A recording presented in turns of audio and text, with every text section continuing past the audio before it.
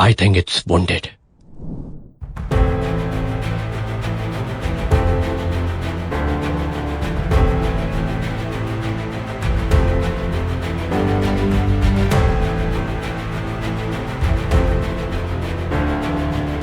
Ever wonder how a black and white comedy about a monster became one of the smartest films Hollywood ever made? A movie that looks silly, absurd, and harmless, but secretly revived classic horror, defied studio logic, risked total box office failure, and proved that parody could respect its source material more than modern remakes ever would. This is not just a comedy. This is a masterclass in restraint. This is the story of a monster movie that laughed with Frankenstein, not at it.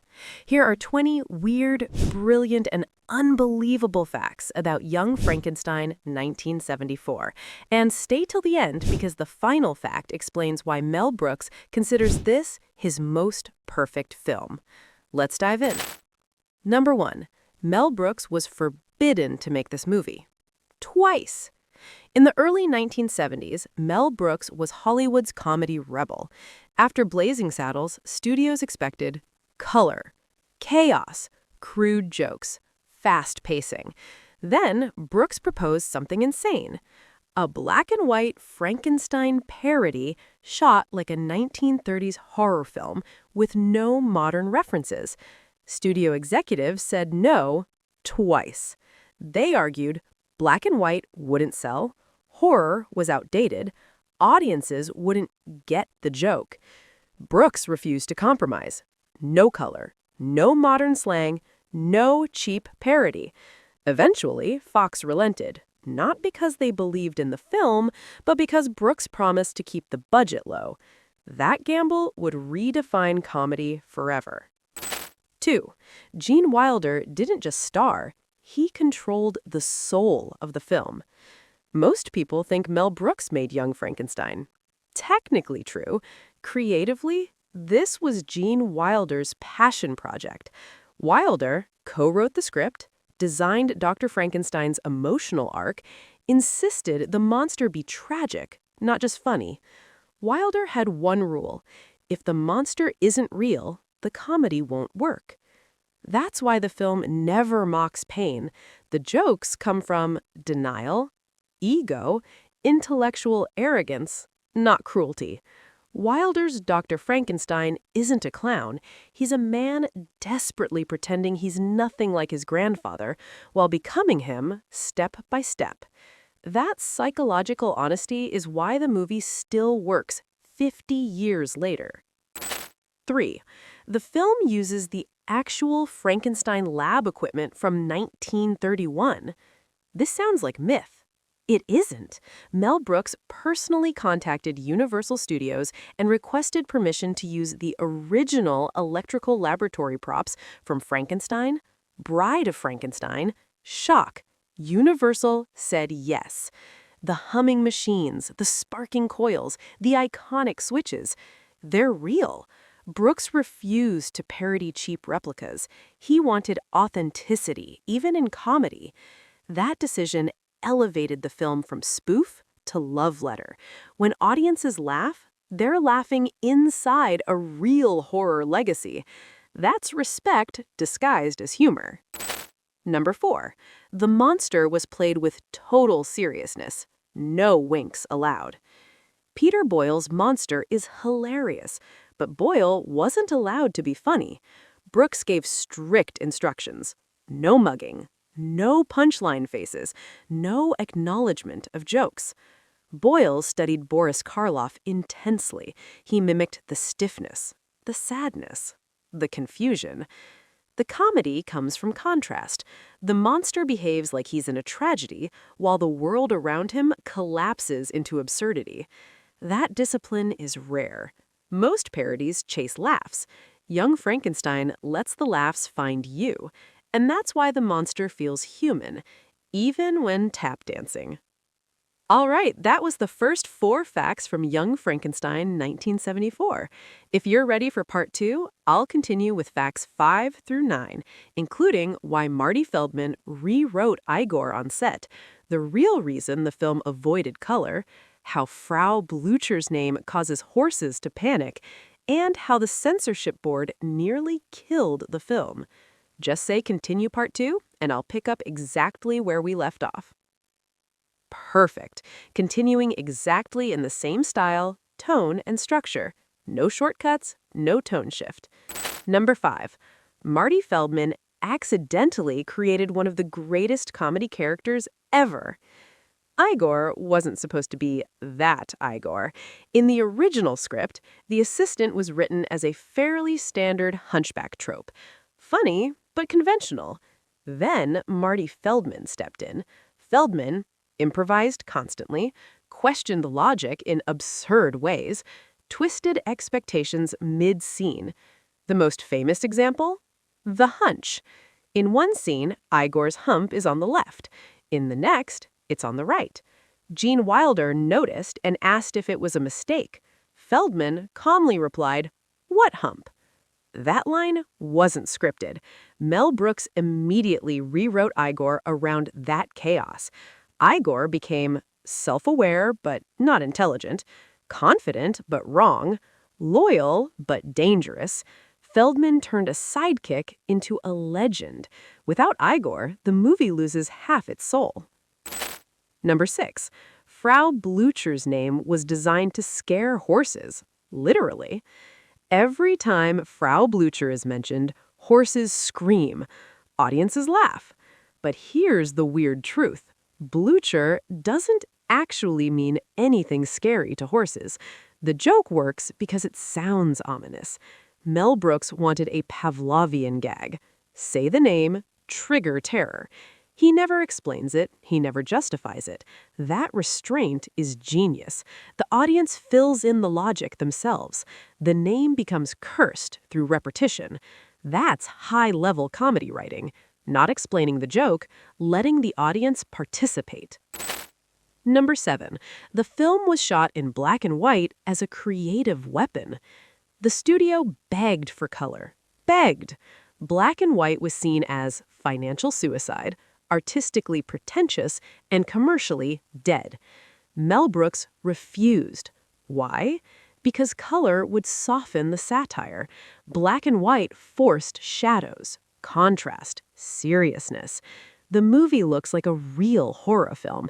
That's the trick. The jokes hit harder because the visual language says, this is serious. Mel Brooks understood something Hollywood often forgets. Comedy works best when the world itself isn't joking. Number 8. The censors almost shut the film down completely. Young Frankenstein is clever. It's also filthy, quietly. The jokes about anatomy, repression, desire, and physical enlargement did not go unnoticed. The Motion Picture Association flagged multiple scenes, particularly he would have an enormous Schwanzstucker and innuendo involving roll in the hay. Mel Brooks fought every cut. His argument, if you explain the joke, it's already gone. The censors relented, mostly because the jokes were too smart to clearly define. That ambiguity saved the film. Smart comedy often survives because it hides in plain sight. Number 9. Gene Hackman appeared for free and uncredited. Yes, that was Gene Hackman, the blind hermit. At the time, Hackman was one of the most respected actors in Hollywood. He asked Mel Brooks, "Can I just come play?" No billing, no credit, no salary. Why? Because Hackman wanted to prove he could do comedy. His performance is tragic, gentle, and heartbreaking, and still hilarious. The scene works because Hackman plays it completely straight. He doesn't know he's funny. That's why he is. Number 10. The puttin' on the Ritz scene almost got cut. Today, it's the most famous scene in the movie. In 1974, studio executives hated it. The idea of the monster tap dancing and singing felt like sacrilege to classic horror. Executives argued, it broke the tone. It went too far. It made the monster ridiculous. Mel Brooks refused to cut it. Why? Because the scene wasn't about comedy, it was about control. Dr. Frankenstein doesn't free the monster, he forces him to perform. The humiliation is the point. When the monster snaps mid-performance, that's not slapstick, it's rebellion. Mel Brooks understood that laughter and cruelty could coexist. That's why the scene works. It's funny and deeply uncomfortable. Number 11. The monster's voice change is a psychological joke. At the start of the film, the monster growls. By the end, he speaks eloquently. That wasn't just a gag. Gene Wilder insisted on it. The monster becomes articulate only after being accepted, being loved, being acknowledged. The joke is subtle. Civilization doesn't tame monsters, compassion does. But there's irony. The monster becomes human, while Frankenstein becomes monstrous. That role reversal is the movie's quiet thesis. You don't notice it because you're laughing. That's deliberate. Number 12. 12. Madeline Kahn's performance is a perfect satire of repression. Elizabeth isn't just funny. She's a parody of sexual denial. Played by Madeline Kahn, Elizabeth speaks in rigid diction, moves like a porcelain doll, and treats intimacy like a medical procedure. Until she doesn't. After her encounter with the monster, she becomes confident, expressive, fully alive. The joke lands because it's honest. Repression, the film suggests, creates monsters, not desire. Kahn's performance is exaggerated, but painfully accurate. That's why it still resonates. 13. The film is quietly about masculinity and insecurity. Strip away the jokes. What's left? A story about men obsessed with legacy. Frankenstein denies his name. The monster seeks validation. Victor's ghost looms silently. The men in the film measure worth through achievement, fear inadequacy, project insecurity as authority.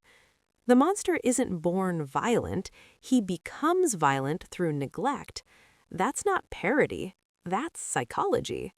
Young Frankenstein isn't mocking masculinity, it's dissecting it, gently, cleverly, and without preaching. 15. Mel Brooks considered this his smartest film. Mel Brooks made louder movies, more controversial ones, more outrageous ones, but he's repeatedly said, "This is the one I'm proudest of." Why? Because Young Frankenstein never cheats.